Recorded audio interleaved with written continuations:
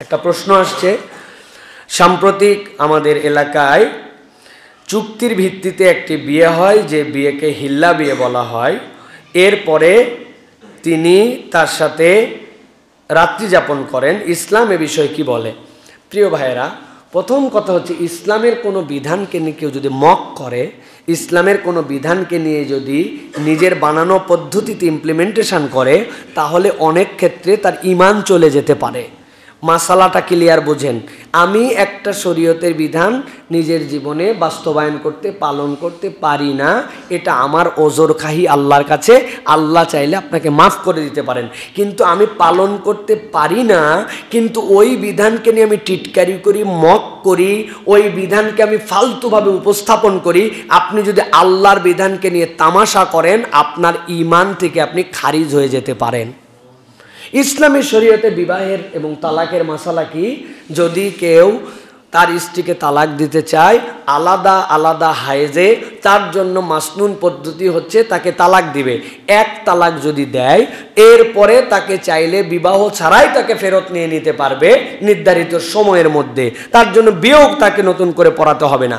কিন্তু এই তালাক দিতে দিতে যদি 3 তালাক হয়ে যায়, ওই তালাকটা যখন বায়েন হয়ে যাবে, ওই তালাকের পরে স্ত্রীকে ফেরত নেওয়ার শরঈ পদ্ধতিতে আর কোনো হিসাব নাই। কেবল কি আছে, আমার সাথে যার সম্পর্ক ছিল তাকে 3 তালাক দিছি, এরপরে সে গেছে, যাওয়ার পরে কোনো একটা মানুষকে সে বিবাহ করছে, বিবাহ করার পরে কোনো এক সময় ওই স্বামীর সাথে দূরত্ব তৈরি হয়েছে, সেও নিয়ম মেনে ওই রকম করে আলাদা আলাদা হায়েজে তার জন্য 3 তালাক দিছে, দিয়ে তার জন্য হারাম হয়ে গেছে। তারপরে যদি মনে হয়েছে যে এই স্বামী, ওই মেয়ের তো আবার তালাক হয়ে গেছে, তাকে আমি বিয়ে করব, তখন তার বিয়ের একটা পদ্ধতি আছে যে বিয়েটা করলে বৈধ হবে। আপনি এই পদ্ধতিকে 3 তালাক দেওয়ার পরে বুদ্ধি করছেন কি, হিল্লা বাহানার একটা বিয়ে দিয়েছেন, যে তোর সাথে আমি এটা বিয়ে দিলাম চুক্তি দিয়া, তুমি বিয়ে করার পরে তুমি আবার 3 তালাক দিয়ে ছেড়ে দিবে, তারপরে আমি আবার বিয়ে করব। বলেন তো, এটা কি শরীয়তের মাসালা নাকি শরীয়তের সাথে তামাশা? এই তামাশা করা যায়? তবে হুজুর হলে জায়েজ, তাই না? হুজুরদের জন্য সব করতে পারে, হুজুর ইমাম সাহেব সব করতে পারে না?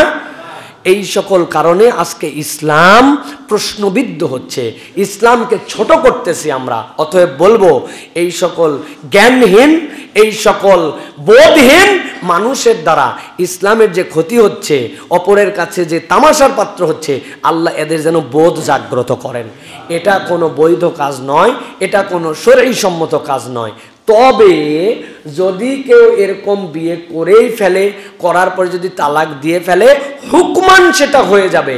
কিন্তু এই পদ্ধতিটা তালাকের পরে নতুন করে বউ পাওয়ার জন্য বানানো যদি হয়, তাহলে এটা ইসলামী শরীয়ত নিয়ে মক করা হবে। কিন্তু কেউ যদি করে ফেলছে, বিয়ে হয়ে গেছে, বিয়ের পরে সত্যি সত্যি তাকে তালাক দিয়ে দিছে, হুকমান সেটা হয়ে যাবে।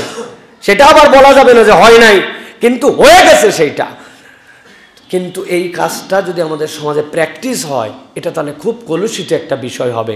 আর দ্বিতীয় কথা হচ্ছে, আমরা আলেম ওলামা যারা আসি এইগুলো বিষয়ের সাথে, এই মানুষগুলোর প্রত্যেকটা ধাপ সাবধানে ফেলতে হবে। ভাই, এই যে জামা পরছি, এই জামা টানা 3 দিন পরার পরেও আপনারা বুঝবেন না যে আসলেও কি লাগছে আর কি লাগে নাই। কিন্তু এর বদলে যদি ধবধবা একটা আমি সাদা জামা পরতাম, ওই সাদা জামায় 1 ফোঁটা কাদা লাগলেও, একটা মশা মারলেও আপনি সেটা দেখতে পেতেন।